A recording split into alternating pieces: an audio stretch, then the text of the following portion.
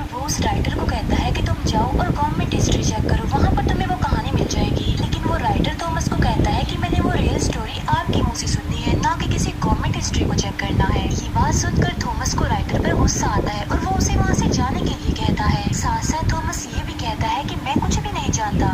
ये बात सुनकर वो राइटर अपसेट होकर वहाँ से जाने लगता है। लेकिन जो थॉमस की वाइफ होती है वो राइटर को वहाँ से जाने नहीं देती, वो उसका रास्ता रोक लेती है। थॉमस की वाइफ राइटर से माफी भी मांगती है उसके हस्बैंड के बिहेवियर पर। थॉमस की वाइफ राइटर को कहती है कि तुम उसकी किसी भी बात का माइंड मत करना, क्योंकि उस स्टोरी के बारे में थॉमस ने आज तक किसी को भी नहीं बताया, इवन मुझे भी नहीं। और यहाँ पर थॉमस की वाइफ खुद थॉमस के पास जाकर उससे रिक्वेस्ट करती है कि वो अपनी स्टोरी सुनाए और उस इंसिडेंट के बारे में जो उनके साथ पेश आया था। तो फाइनली थॉमस अपनी वाइफ की रिक्वेस्ट सुनकर स्टोरी सुनाने के लिए एग्री हो जाता है। दूसरी बात ये है कि वो लोग काफी गरीब थे, उन्हें पैसों की जरूरत भी थी, इस वजह से भी थॉमस को मानना पड़ता है। थॉमस उस राइटर को अपने पास बुलाता है और उससे कहता है कि मैं तुम्हें सिर्फ उतनी ही स्टोरी सुनाऊंगा जितनी तुम बर्दाश्त कर सकोगे, क्योंकि ये कोई आम बच्चों की कहानी नहीं थी, बल्कि ये काफी दुखी कहानी थी। थॉमस बताता है कि ये मेरी लाइफ का एक ऐसा इंसिडेंट था जिसने मुझे चेंज कर दिया। और अब थॉमस अपनी कहानी सुनाना स्टार्ट कर देता है। ये ईयर 1820 होता है। ये उस वक्त की बात है जब समंदर में व्हेल का शिकार किया जाता था। अब क्योंकि व्हेल का ऑयल काफी महंगा था, इसीलिए उसका शिकार किया जाता था। उस वक्त काफी लोग व्हेल के ऑयल का बिजनेस किया करते थे और ये चीज उनमें कोई नॉर्मल नहीं थी, बल्कि लोगों को तो व्हेल का शिकार करने का, उसका ऑयल निकालने का बहुत ज्यादा क्रेज था। इवन लोग इस बात पर बेट भी लगाया करते थे कि जितने भी शिप समंदर में जा रहे हैं उसमें से ज्यादा ऑयल कौन सा शिप लेकर आएगा। वहीं पर हमें एक पर्सन दिखाया जाता है जिसका नाम होता है ओवेन। ओवेन जो कि एक कंपनी के लिए काम करता था।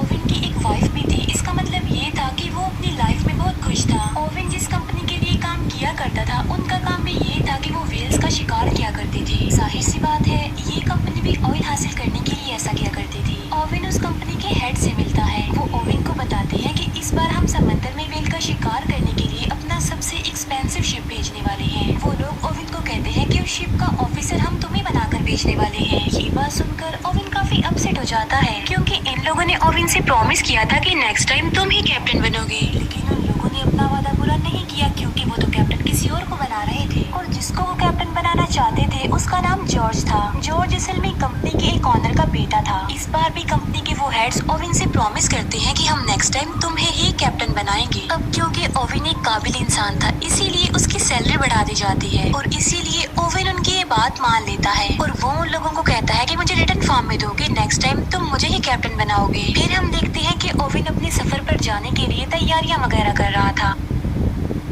ओवेन की वाइफ उसके जाने पर ज्यादा खुश नहीं थी। वो ओवेन को कहती है